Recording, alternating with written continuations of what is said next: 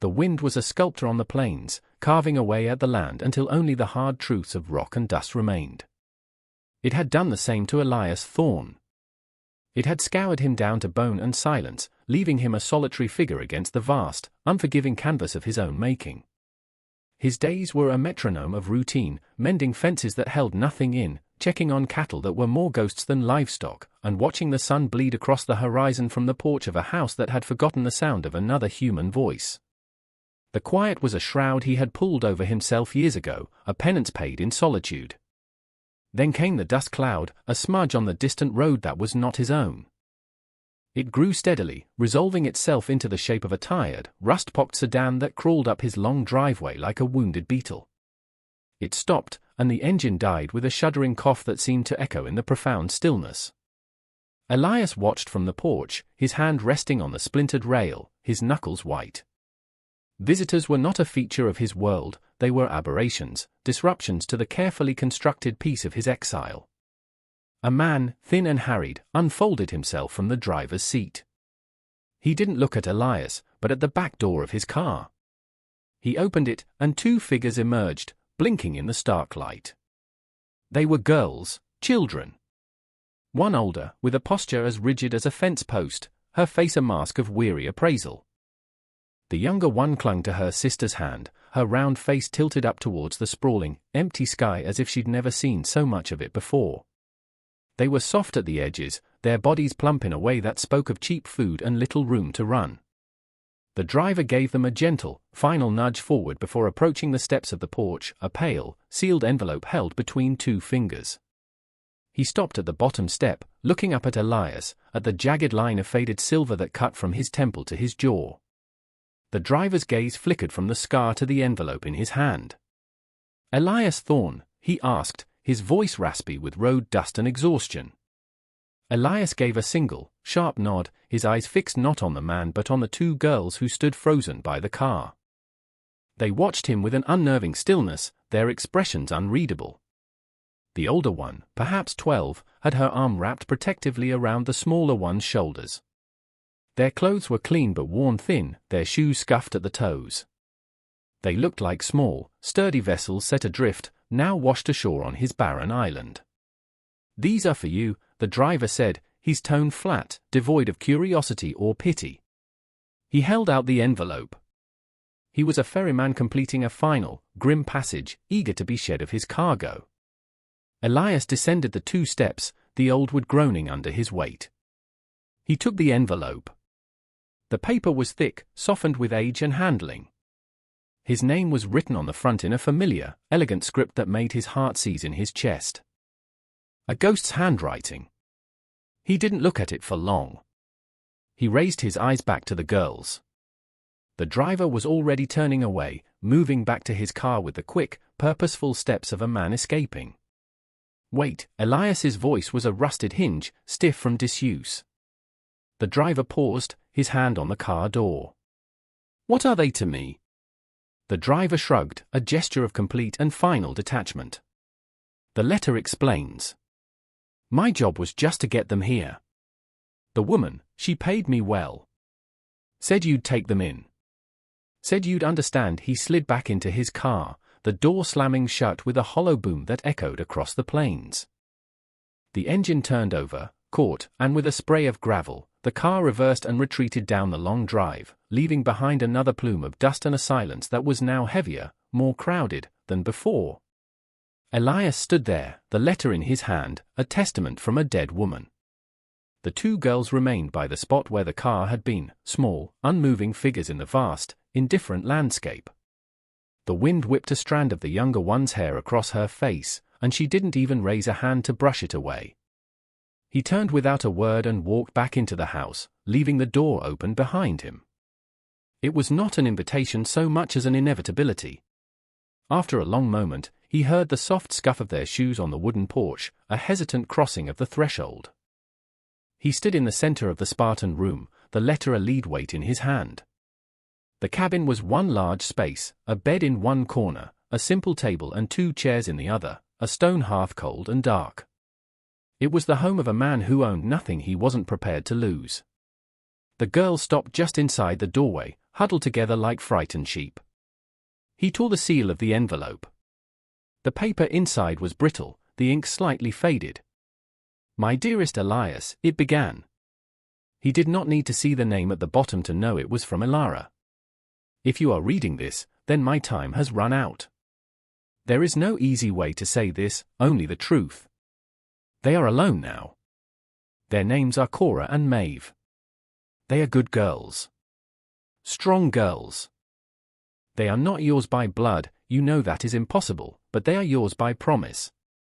A promise we never spoke aloud, but that lived in the silence between us after we lost him. Please, Elias.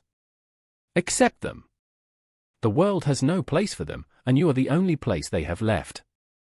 Forgive me for this burden. And forgive yourself for the past. It was never your fault."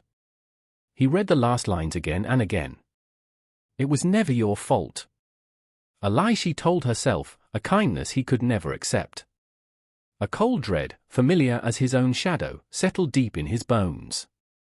He looked up from the page at the two children standing in his doorway. Cora, the elder, met his gaze with a defiant chin, her eyes dark with a knowledge no child should possess. Maeve, the younger one, peeked out from behind her sister, her expression one of solemn curiosity. The weight of Elara's request, of the unspoken promise, pressed down on him, heavier than the roof of the sky. The silence in the cabin stretched taut, a fragile skin pulled over a deep well of unspoken things. Elias folded the letter with methodical precision, his large, calloused hand surprisingly gentle. He tucked it into the breast pocket of his shirt, the paper a warm, damning presence against his chest. He moved to the small kitchen area, his actions deliberate, mechanical. He opened a can of beans, sliced a loaf of dense bread. He set 2 plates on the table, a table that had only ever held one. The girls hadn't moved. He gestured toward the chairs with his head. "Eat." The older one, Cora, nudged her sister forward. They slid onto the chairs, their movement small and careful, as if they were afraid of breaking something. They ate without a word, their eyes downcast. Elias stood by the counter, watching them. He saw the worn-out elastic on Cora's sleeve, the way Maeve's small fingers curled around her slice of bread as if it might be taken away. He remembered the day the doctor in the city had told him, with clinical detachment, about the damage from the accident. "No children for you, Mr. Thorne. The fever, the trauma, it scarred more than just your face." He had received the news with a strange sense of relief, a confirmation that his bloodline, tainted by his failure, would end with him. It was a fitting punishment. And now this. This bitter, cosmic joke. 2 children delivered to his door like a parcel. 2 mouths to feed. 2 souls to shelter under the roof of his own damnation. He looked at them, these soft, round girls, so achingly alive in his house of ghosts. Maeve finished her last bite and her eyes, wide and brown, finally lifted to meet his. She did not flinch from the scar on his face. She simply watched him, a long, unblinking stare that seemed to be taking a measure of his soul. Cora felt the man's eyes on them. They weren't cruel eyes, not like some of the others had been. They were just empty. Like the house. Like the land outside. Her mother, Elara, had talked about him sometimes, in the quiet hours when she was sick and her memories would drift to the surface like pale smoke. "Elias is a good man," she'd whispered, her voice thin as thread. "A broken saint. He carries a weight that isn't his to carry." Cora hadn't understood then, but she was beginning to understand now. This whole place felt heavy. She kept her arm pressed against Maeve's, a silent promise. "I am here. I will not let him hurt you." They had been in so many places since Mama got sick. Rented rooms that smelled of strangers, a shelter where the cots were lined up like graves. She was tired of moving. Tired of being the strong one. She reached into her pocket and her fingers closed around the one thing that was truly hers, a small, dog-eared photograph of her mother, smiling, her face luminous and whole, before the sadness had taken root behind her eyes. In the photograph, a man's arm was draped around her mother's shoulder. A strong arm, ending in a hand that was calloused and capable. You couldn't see the man's face, only the sleeve of his denim shirt and that hand. She had always wondered about that man. Now, she looked at Elias Thorne, standing across the room like a statue carved from shadow and regret, and saw the same shirt, the same hands. A cold knot of understanding tightened in her stomach. He was the man from before. The man from the stories. The man her mother had left, and the one she had sent them back to. She didn't know if that made him a savior or just another part of the storm they had been living in for so long. She just knew they had nowhere else to go. The trip to town was a necessary cruelty. The girls needed clothes that fit, food that wasn't from a can. The old truck rattled down the dirt road, the cab filled with a silence as thick as the dust billowing behind them. Elias drove with his eyes fixed on the horizon, his jaw tight. Cora sat pressed against the passenger door, staring out the window, a sentinel watching a foreign landscape. Maeve sat between them, a small, warm presence, her feet not quite touching the floorboards. In town, the stares began immediately. They crawled over Elias like insects, familiar and unwelcome. Whispers followed them from the door of the general store, rising and falling like the drone of cicadas. He felt the old shame, the brand of public opinion that had been seared onto him years ago, burn fresh under their gazes. He was Elias Thorne, the man who walked away from the fire while another man burned. An outcast. And now he had two strange, soft-bodied children in tow. It was a spectacle. He bought them jeans and flannel shirts, sturdy boots, milk and eggs and flour. He was clumsy in the store, his large hands fumbling with the small buttons on a girl's shirt, his voice a low rumble as he asked the clerk for sizes. He was aware of every glance, every hushed comment. As they stepped back onto the wooden sidewalk, a shadow fell over them. Elias, the voice was low and carried the weight of authority. Sheriff Brody stood before them, his thumbs hooked in his belt, his eyes missing nothing. He was a man who enjoyed the slow, methodical process of judgment. He looked Elias up and down, then his gaze shifted to the girls, a flicker of something that might have been pity, but felt more like calculation. "Didn't think you were the family type," Brody said, his words a casual jab. "Whose are they?" Elias's hand tightened on the paper bag he was holding. "Mine." The word came out harder than he intended. Brody's lips curved into a slight, knowing smile. "That so? Funny, I seem to recall a doctor saying that wasn't in the cards for you." He leaned in, his voice dropping. "You got trouble following you, Elias. Always have. Make sure it doesn't follow them." He tipped his hat to the girls and walked away, leaving the threat hanging in the air between them. The tension from town followed them home, a toxic passenger in the rattling truck. Back at the ranch, it settled into the corners of the cabin, poisoning the quiet. Elias felt the walls closing in, the ghost of Sheriff Brody's words echoing in the silence. "You got trouble following you." He left the girls at the table with the groceries and retreated to the barn, his only sanctuary.